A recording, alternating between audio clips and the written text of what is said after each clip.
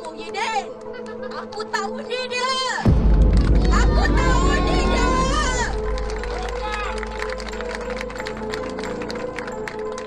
Orang cakap orang Malaysia ni yang diri. Tak kisah kalau politik tukar. Tak kisah. Duduk boleh makan keropok super ring dengan berita. Hei, aku tak macam tu lah. Aku marah. Siapa dia? Dia jadi Perdana Menteri sedangkan dia tak dapat majoriti. Saya tahu kita dapat majoriti kerana kita ada 114. Tapi tak tahulah macam mana dia tipu. Tiba-tiba kononnya dia dapat majoriti dan dia dipilih menjadi Perdana Menteri. Saya dah jadi Perdana Menteri 2 kali dah, tak apalah, tak payah pun. Bukan saya nak yang tu sangat. Tapi bila orang kawan dekat belakang ni merasa pedih lah. Crooks are back in power. Get ready for 2 MDB. Selfish old man trapped in his own game, thinking that he's the only person qualified to be PM. This newly appointed PM is not going to change much lah, and it will continue to our policies. This future PM will accommodate the corrupted leaders of UMNO back to power. Without equality and meritocracy, Malaysia will always be a kleptocracy. Weh, PSMY won't last weh. What if the new cabinet is not approved by a majority of the parliament? Saya tahu ada yang marah pada saya. Seperti yang dijangka ada pihak yang menggelar saya pengkhianat. Dengarlah baik-baik. Saya bukanlah pengkhianat. Naluri saya jelas bahawa keberadaan saya di sini adalah untuk menyelamatkan negara daripada berterusan dilanda Camelot ini. Saya juga sedar bahawa apa yang rakyat mahu ialah sebuah kerajaan yang bersih, kerajaan yang berintegriti dan bebas rasuah. Buat permulaan ini, saya berjanji akan melantik anggota jemaah menteri daripada kalangan individu yang bersih, berintegriti dan berkaliber, insya-Allah.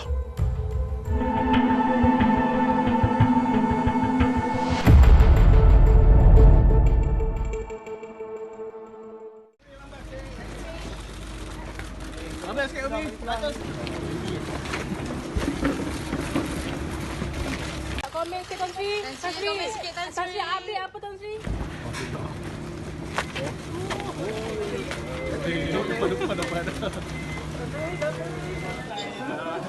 I'm Prime Minister of Malaysia.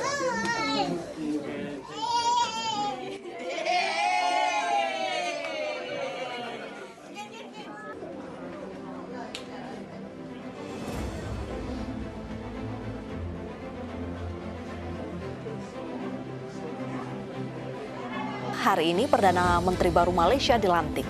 Untuk menggantikan Perdana Menteri sebelumnya yaitu Mahathir Mohamad, yaitu.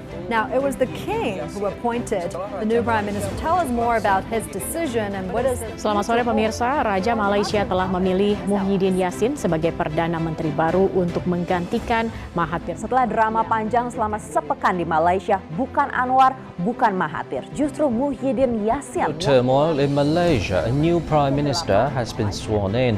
A changing of the guard in Malaysia that critics are calling the death of democracy. Muhyiddin Yassin's appointment by the King capping a tumultuous week in the country's politics.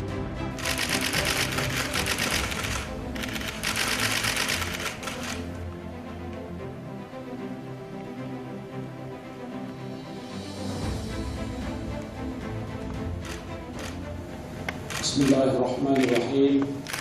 Allahi wa billahi wa tallahi. Saya Muhyiddin bin Muhammad Yassin setelah dilantik memegang jawatan Perdana Menteri dengan sesungguhnya bersumpah bahawa saya akan dengan jujur menunaikan kewajipan jawatan itu dengan segala daya upaya saya. Bahawa saya akan menumpahkan taat setia yang sebenar kepada Malaysia dan akan memelihara, melindungi dan mempertahankan perlembagaan. Bismillahirrahmanirrahim. Allahi wa billahi wa tallahi. Saya Muhyiddin bin Muhammad Yassin dengan sesungguhnya bersumpah bahawa saya tidak akan memberitahu atau menzahirkan kepada mana-mana orang, sama ada secara langsung atau secara tidak langsung, apa-apa perkara yang dibawa untuk pertimbangan saya atau yang akan saya ketahui sebagai seorang Perdana Menteri, kecuali sebagaimana yang mungkin dikehendaki untuk menunaikan dengan sewajarnya kewajipan-kewajipan saya sebagai demikian, atau sebagaimana yang mungkin dibenarkan dengan khas oleh Yang di-Pertuan Agong. Jadi persoalan besarnya ialah, adakah kerajaan Perikatan Nasional ini telah dilantik, atau secara spesifiknya adakah Perdana Menteri telah dilantik mengikut lunas-lunas undang-undang atau peruntukan undang-undang? Jawapan saya sangat jelas, iaitu ya. Perdana Menteri, Yang Amat Berhormat Perdana Menteri Tan Sri Muhyiddin Yassin telah dilantik mengikut lunas-lunas undang-undang, dan seterusnya pelantikan jemaah menteri, maka ia telah menepati peruntukan perlembagaan. Maka istilah-istilah kerajaan pintu belakang dan sebagainya itu adalah istilah-istilah politik atau propaganda politik bagi pihak-pihak yang tidak bersetuju dengan pelantikan tersebut. Sebagai seorang penganalisis, memang kita lihat dalam masa 100 hari Tan Sri Muhyiddin banyak cabaran yang perlu dia hadapi, sama ada dari segi ramai melihat dari segi politik, tapi saya tidak khawatir yang itu, sebab Tan Sri Muhyiddin adalah seorang politikus yang sudah matang, dia banyak pengalaman, jadi benda ni bagi dia, bagi saya tidak khawatir yang itu.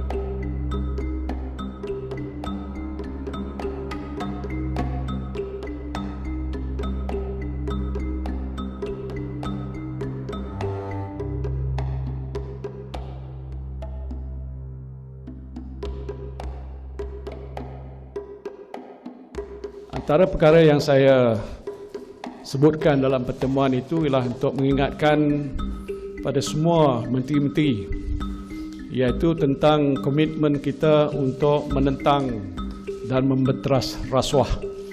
Itu pertama yang saya telah sebutkan.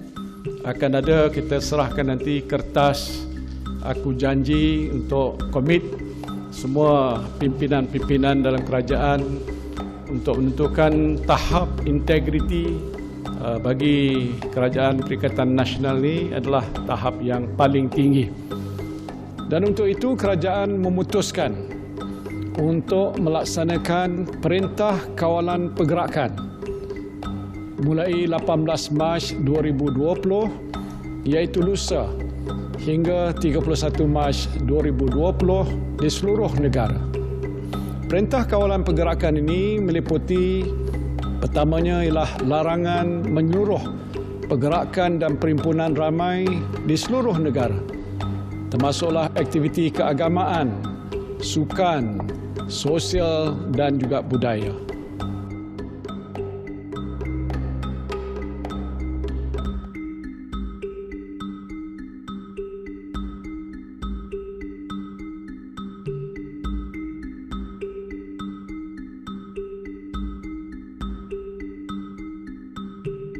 Dan untuk menguatkuasakan larangan ini, semua rumah ibadat dan premis perniagaan hendaklah ditutup, kecuali pasar raya, pasar awam, kedai runcit dan kedai serba nikah yang menjual barangan keperluan harian. Sekatan menyeluruh semua perjalanan rakyat Malaysia ke luar negara. Bagi yang baru pulang daripada luar negara, mereka dikandaki menjalani pemeriksaan kesihatan dan melakukan kuarantin secara sukarela, atau dalam bahasa Inggerisnya self-quarantine, selama 14 hari. Dan tindakan drastik perlu diambil dalam kadar yang segera untuk menyekat penularan wabak ini dengan cara menghadkan pergerakan orang ramai.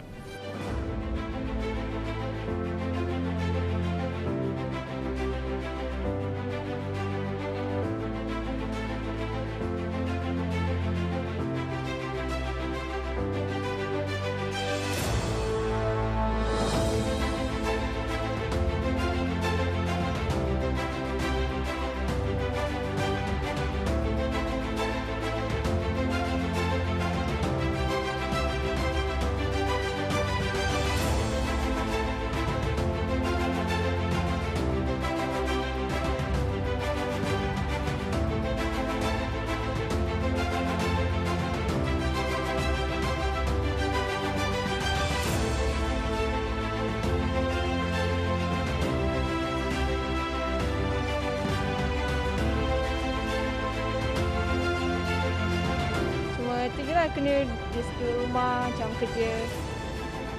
Tapi bersyukurlah still ada kerja sebab yang tak kerja pun still dapat bantuan. For me, it's okay. We have the thing to do that. It should be that way, right? So it's okay. Alhamdulillah, it's okay. It's okay. Pada segi kawalan penyakit COVID ni, dia dapat tangani dengan baik. Dia buat strategi tu baguslah. Dalam keadaan sekarang ni bagus, tapi keadaan ekonomi tu kurang sikit lah. Tapi bolehlah untuk masa sekarang ni. Apa-apa pun doa je lah yang terbaik. Seperti yang saya janjikan, hari ini saya akan mengumumkan pakej ransangan ekonomi prihatin rakyat atau prihatin berjumlah 250 bilion ringgit Malaysia yang akan memberikan faedah manfaat kepada anda semua. Daripada jumlah ini, hampir 128 bilion disalurkan untuk melindungi kebajikan rakyat, 100 bilion ringgit untuk menyokong perniagaan termasuk perusahaan kecil dan sederhana PKS dan 2 bilion ringgit untuk memperkukuh ekonomi negara Malaysia. Manakala sebanyak 20 bilion ringgit telah diumumkan dalam pakej ransangan sebelum ini. Siapa setuju Menteri ke-8 kita ialah bapa ke sportingan? Sila like please. The best PM Malaysia will ever have. This guy is a legend, the man who saved Malaysia. Inilah pemimpin yang kita mahu. Syabas PM kita. Saya orang Indo kerja di Malaysia, Sarawak. Saya fans sama beliau. Kami rakyat Malaysia memang bersyukur tidak terhingga dikirimkan Perdana Menteri serta Yang di-Pertuan Agong yang humble dan juga berjiwa rakyat. PM kami berat bapa pada semua rakyat Malaysia. Wish damn, PM kita steady lah. Aku nak PM 8 ni panjang umur tu. Aku nak ada perintah paling lama sekali. Best kau dapat PM macam ni.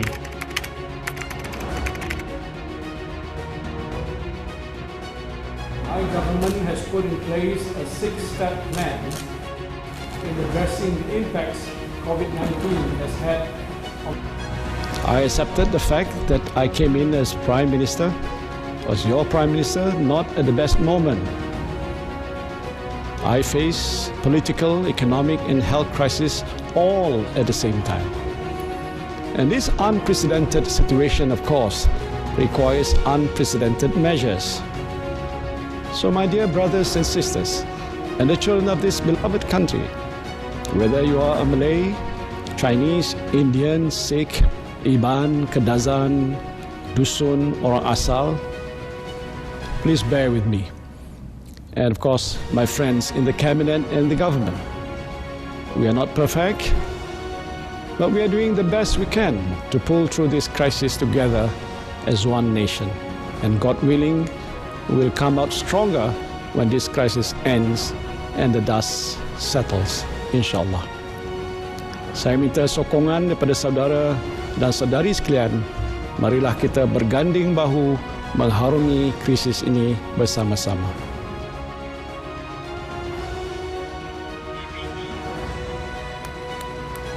Here are 15 ways that Malaysia did the impossible. So many people volunteer organizations, right? So many people impossible. Come on. Number 15. Volunteer Donations. I knew it. It is so inspiring. It is super inspiring, guys. I'm sorry that I turned into so emotional. That was just really eye-opening, very beautiful. Like to put your differences aside and come together as one. Malaysia was one of the top, the top case countries in the world, basically. And now I know what's happening in Malaysia. That's really good, and I'm so happy to see that the country is moving towards progress. When a country responds quite quickly, it will make a massive difference to the amount of people who die fatality as well. And when it comes to lockdown, this country took it seriously. They make sure their citizens to stay at home. Terharu sekali sahabat-sahabat, swear. Terima kasih atas supportnya semuanya ya sahabat-sahabat ya. Sekarang Malaysia udah mulai pulih ya. Banyak negeri-negeri saya tengok itu udah mulai zona hijau ya sahabat-sahabat ya. Alhamdulillah, berarti kerjasama rakyatnya itu bagus sekali, patut diacungi jempol ya, the best sekali.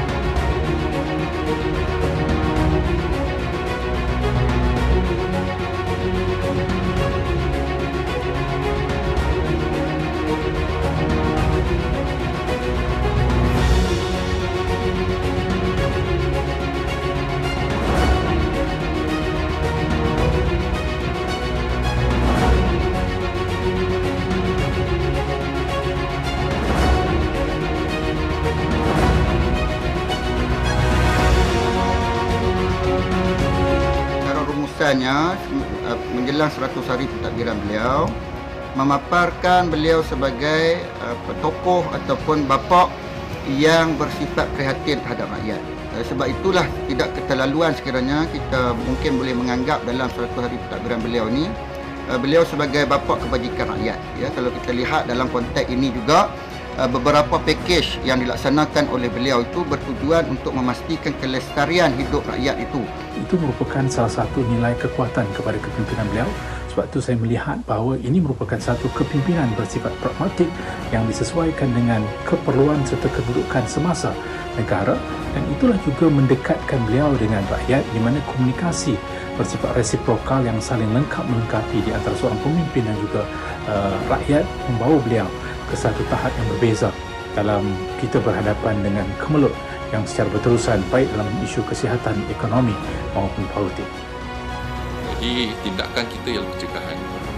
Jadi kita bila bincang dengan Tan Sri dengar, dan apa yang penting ialah saya kagum sebab Tan Sri dengar dan berani melaksanakan tindakan itu PKP. Itu ketika tu PKP tak ramai negara yang melaksanakan PKP melainkan negara China saja. Jadi mungkin tindakan tu yang penting kita juga menggunakan Akta 342. Tak pernah lagi dalam sejarah negara kita menggunakan Akta 342 iaitu pencegahan dan kawalan penyakit. Jadi kita menggunakan akta tersebut, dan untuk pelaksanaan apa yang penting ialah Tan Sri, saya Kementerian Kesihatan memberi nasihat kepada Tan Sri sebagai Perdana Menteri, dan keberanian Tan Sri itu melaksanakan walaupun kita tak ada kemampuan ketika itu, kita tak ada vaksin, kita tak ada ubat untuk merawat sakit, dan tindakan kita tu yang penting tak pernah orang buat di rantau ni. Jadi keberanian tu ada dan kita sokong, itulah cara yang terbaik dan tiada betul ataupun salah sebab tak ada orang buat lagi. Ini orang kata uncharted territory. Jadi keberanian tersebut dan apa yang pentinglah kepercayaan Tan Sri kepada penjawat awam. Itu untuk kita melaksanakan tugas kita, dan masing-masing ketika tu hanya ada satu agenda itu, iaitu kita menggunakan kaedah whole government approach, iaitu penjawat awam bukan hanya di Kementerian Kesihatan tetapi juga di kementerian-kementerian lain, kerjasama yang padu, dan juga kita boleh ada satu agenda iaitu nak selamatkan negara. Bismillahirrahmanirrahim. Alhamdulillahirabbil alamin. Hamdan yuwafi ni'amahu wa yukafi mazidah. Ya Rabbana lakal hamdu wa lakas syukru kama yanbaghi li jalali wajhika wa azimi sultanik. Ya Allah, ya Rahman, ya Rahim. Engkau ampunilah dosa-dosa kami. Engkau rahmatilah diri kami, keluarga kami dan negara kami. Engkau lindungilah hamba-Mu yang kredil ini daripada segala musibah. Engkau jauhilah diri kami daripada penyakit yang berbahaya dan wabak yang mengancam nyawa. Engkau hindarilah kami daripada bala yang berat dan takdir yang buruk. Ya Allah, ya Rahman, ya Rahim. Engkau berilah kekuatan, kecekalan dan kesabaran kepada kami untuk menghadapi dugaan-Mu yang berat ini. Engkau tiupkanlah ketenangan dalam jiwa kami. Sesungguhnya setiap dugaan yang Engkau turunkan kepada kami, ya Allah, tiadalah ia melainkan untuk meningkatkan ketakwaan dan keimanan kami kepadamu. Ya Allah, ya Rahman, ya Syafi, Engkau berilah kesembuhan kepada saudara-saudara kami yang dijangkiti wabak coronavirus, walau di mana saja mereka berada. Sesungguhnya tiada penyakit yang tidak dapat Engkau sembuhkan.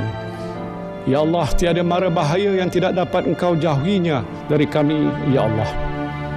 Kami bermohon kepadamu, ya Allah, lindungilah kami, selamatkanlah kami, sejahterakanlah kami. Rabbana zalamna anfusana wa illam taghfir lana wa tarhamna lanakunanna minal khasirin. Rabbana atina fid dunya hasanah wa fil akhirati hasanah wa qina azabannar. Wa sallallahu ala sayyidina Muhammadin wa ala alihi wa sahbihi wa sallam. Walhamdulillah rabbil alamin. Coronavirus. It's a new anonymous, making its way around the universe, keeping us anxious, hopeless and helpless. This new ferocious friend is making us wash our hands every now and then. Touching others is now banned. They're creating sanitizers of all sorts of brands. Outside, there's people getting infected every day.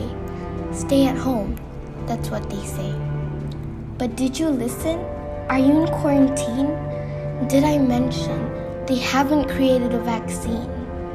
Over 2 million cases, and people are still leaving their homes, going different places, even shopping for clothes. Take a look at yourselves. Do you realize what you're doing? Over 100,000 deaths because all we do is spreading. Don't you want it to stop?